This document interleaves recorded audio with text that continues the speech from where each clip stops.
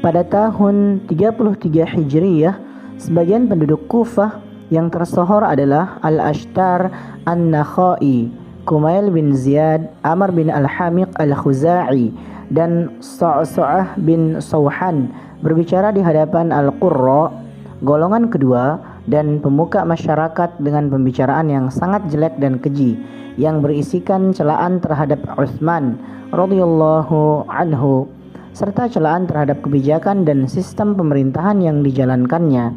Mereka pun mencela gubernur Kufah dengan anggapan bahwa tindakan tersebut adalah amar ma'ruf nahi mungkar. Karena inilah mereka diusir oleh Utsman radhiyallahu anhu ke Syam. Di Syam, mereka mulai menulis surat kepada orang-orang yang sefaham dengan mereka, baik yang berada di Basrah, Mesir maupun Kufah. Akibatnya, gubernur Kufah yaitu Sa'id bin Al-As radhiyallahu anhu diusir oleh penduduknya.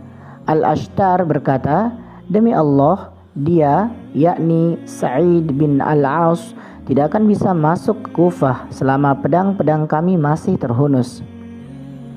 Kemudian mereka menunjuk gubernur sendiri, yaitu Abu Musa Al-Ash'ari radhiyallahu anhu, yang kemudian disetujui oleh Khalifah Utsman radhiyallahu anhu. Pada musim haji pada tahun 35 Hijriyah, datang utusan dari penduduk Kufah, Basrah, dan Mesir. Mereka menuntut beberapa hal dari Utsman radhiyallahu anhu. Kesemuanya berkisar tentang harta. Hal ini juga pernah mereka tuntutkan kepada Umar radhiyallahu anhu, akan tetapi beliau menolaknya.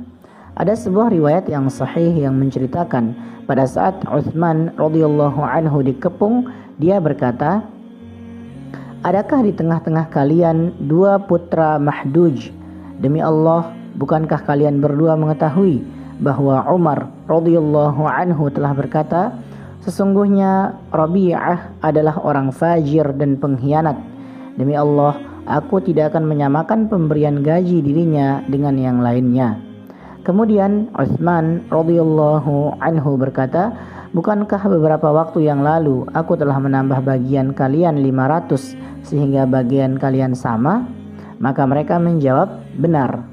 Kemudian Utsman radhiyallahu anhu mengingatkan mereka bahwa dia telah menuruti permintaan mereka untuk memberhentikan gubernurnya dan menggantinya sesuai dengan keinginan mereka.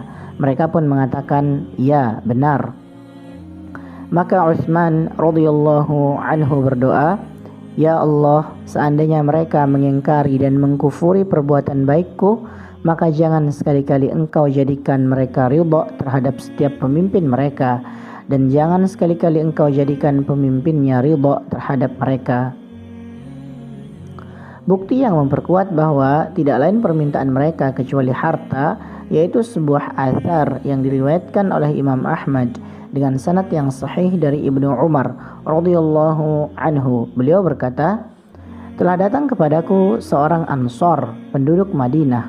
Kelihatannya dia termasuk orang yang banyak ibadahnya, penghafal Al-Quran pada zaman Utsman. Kemudian dia berkata kepadaku dengan perkataan yang panjang lebar yang intinya menyuruhku untuk mencela Utsman.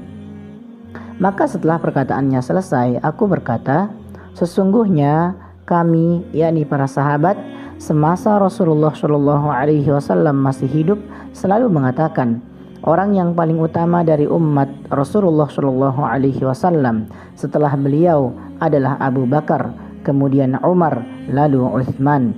Demi Allah, kami tidak mengetahui kalau Utsman membunuh tanpa alasan yang dibenarkan atau melakukan dosa besar sedikit pun. Akan tetapi permasalahannya berpusat mengenai harta. Apabila Utsman memberikannya kepada kalian, yakni harta yang dituntut, maka kalian merasa ridha kepadanya, dan apabila dia memberikannya kepada karib kerabatnya, maka kalian membencinya. Sesungguhnya kalian seperti orang-orang Persia dan Romawi yang tidak mempunyai seorang pemimpin kecuali mereka bunuh. Pada tahun 35 Hijriyah datang utusan dari Mesir. Maka Utsman radhiyallahu anhu menemui mereka di luar perbatasan kota Madinah karena dia tidak suka kalau mereka menemuinya di dalam kota Madinah. Mereka berkata kepada Utsman radhiyallahu anhu, datangkanlah sebuah mushaf. Yang mendebat Utsman radhiyallahu anhu adalah anak muda yang jenggotnya belum tumbuh. Anak muda itu berkata, buka surat As-Sabi'ah. Mereka pada waktu itu menamakan surah Yunus dengan As-Sabi'ah. Kemudian anak muda itu membaca ayat, katakanlah, terangkanlah kepadaku tentang rezeki yang diturunkan Allah kepadamu, lalu kamu jadikan sebagiannya haram dan sebagiannya halal. Katakanlah, apakah Allah telah memberikan izin kepadamu tentang ini, atau kamu mengada-adakan saja terhadap Allah? Quran Surah Yunus ayat ke-59. Pemuda itu mengatakan kepada Utsman radhiyallahu anhu, cukup. Bagaimana tentang tanah gembalaan? Apakah Allah memberikan izin kepadamu ataukah kamu telah berdusta atas nama Allah? Maka Utsman radhiyallahu anhu menjawab, buka terus, karena ayat ini turun tentang permasalahan ini dan itu. Adapun tanah gembalaan, sesungguhnya Umar radhiyallahu anhu telah membatasi tanah-tanah gembalaan untuk unta-unta sedekah dan zakat. Kemudian aku memperluas tanah-tanah gembalaan ini ketika jumlah unta-unta sedekah bertambah banyak. Lewatilah ayat ini. Begitulah seterusnya. Mereka menanyakan kepada Utsman radhiyallahu anhu ayat demi ayat, dan Utsman radhiyallahu anhu menjawab dengan mengatakan, lewatilah ayat ini, karena ayat ini diturunkan tentang permasalahan ini dan itu. Setelah mereka dikalahkan oleh Utsman radhiyallahu anhu dalam perdebatan ini, maka Utsman radhiyallahu anhu mengambil janji dari mereka untuk tidak memecah belah persatuan kaum muslimin dan tidak memisahkan diri dari jamaah.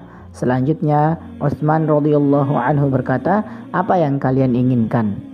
Maka mereka menjelaskan tujuan yang sebenarnya. Mereka mengatakan, kami menginginkan agar penduduk Madinah jangan ada yang menerima harta ini kecuali orang-orang yang telah ikut dalam peperangan dan para sahabat Rasulullah Shallallahu Alaihi Wasallam saja.